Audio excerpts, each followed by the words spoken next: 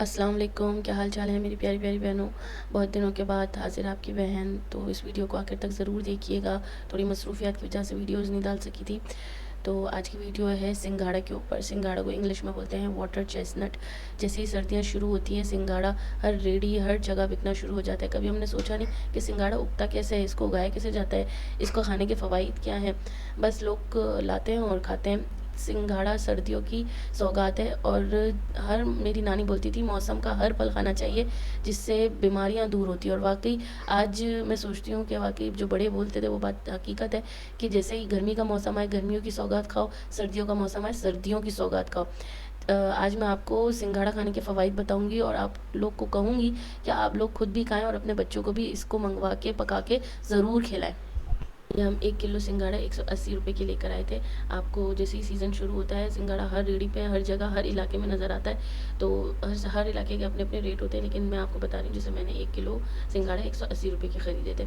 अब आप देख रहे हैं कि मैं एक एक सिंघाड़ा अच्छे से धो के और रख रही हूँ। ये मैं आपको बताऊँगी कि आखिर तक आप वीडियो देखिएगा, आपको पता चलेगा कि मैंने इस तरह से धो के और इस तरीके से क्यों रखे सिंघाड़े। सिंघाड़ा खाने में बहुत मज़े का होता है, लेकिन बहुत से लोगों को ये नहीं पता होता है कि सिंघाड़ा उगता कैसे, कि ये दरख्त पे लगता है, कि ये बेल में लगता है, कि ये ज़मीन में उगता है, ये कैसे उगता है। दिखाती हूँ एक फुटेज जिससे पता चलेगा आपको कि सिंघाड़ा उगता कैसे है। देखें, ये मैंने गूगल से उठाई है तस्वीर। अब आप देख सकते हैं कि ये एक पॉन्ड में यानी एक नदी में सिंघाड़ा उगाया जाता है और सिंघाड़ा पानी के अंदर पकता है और इसकी जो पौधे की जो बेलें हैं ना वो बाहर की तरफ निकलती हैं। अभी आपको दूसरी तस्वीर दिखाती हूँ। ये देखें, आप देख रहे हैं कि कैसे जो इसके पत्ते हैं वो बाहर की तरफ हैं और जो जो सिंघाड़ा है वो पानी के अंदर है। ये देखें, जैसे मिट्टी के अंदर होता है आलू, इसी तरीके से पानी के अंदर होता है सिंघाड़ा। अब आप सोचें कि इसके कितने फ़वाइद होंगे। जो पानी के अंदर उगता है, जो फल या सब्ज़ी इसको कहते हैं ज़्यादातर लोग, तो उसके कितने फ़वाइद होंगे। तो चलिए हम इसके फ़वाइद डिस्कस करते हैं कि इसके फ़वाइद क्या क्या हैं, किसको खाना चाहिए और इसको खाने से क्या क्या चीज़ें दूर होती हैं।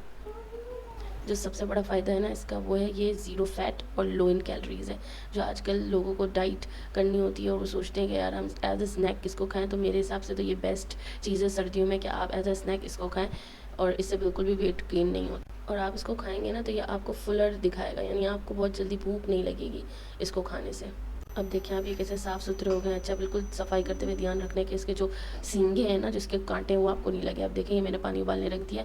अब मैं ये स्ट्रेनर के अंदर मैंने इसको डाला हुआ है सिंगोड़ों को। अब इसी तरीके से मैं स्ट्रेनर इस पानी के ऊपर रखूँगी और इसके ऊपर इसको कवर कर दूँगी सिंगाड़ों को, ताकि स्टीम में बॉईल हो। घंटे के लिए हम इसको पकने देंगे। 1 घंटे के बाद आते हैं।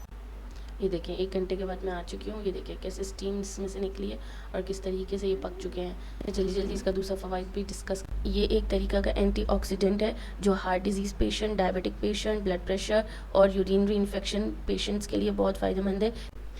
ये देखें 1 घंटे बाद हमने इसको निकाला है और ये देखें काट रहे हैं। इतना सॉफ्ट, बिल्कुल आसानी से कट गया, बिल्कुल अच्छी तरीके से ये पक चुका है। ना ये जला है ना ये ज़्यादा ओवर पका है, ये बिल्कुल अच्छे से अंदर से सॉफ्ट टेंडर जूसी। आप इस तरीके से पका के देखिएगा एक बार, आपको मज़ा आएगा। इसका जो सबसे मेन फ़वाइद है वो जिस्मानी कमज़ोरी दूर करता है। अंदरूनी जितनी भी जिस्मानी कमज़ोरी होगी वो इसको खाने से दूर हो जाएगी। आपको पता ही होगा कि जब औरत बच्चा पैदा करती है तो कितनी अंदर से कमज़ोर हो जाती है, तो ख़ास इसको ये फल खिलाया जाता है ताकि इसकी कमज़ोरियाँ ख़त्म हो जाएँ। हमारे घर में सबको बहुत पसंद है। अगर मेरी वीडियो पसंद आई हो तो लाइक सब्सक्राइब शेयर करना मत भूलिएगा। आपकी बहन को इजाज़त दें, चलती हूँ।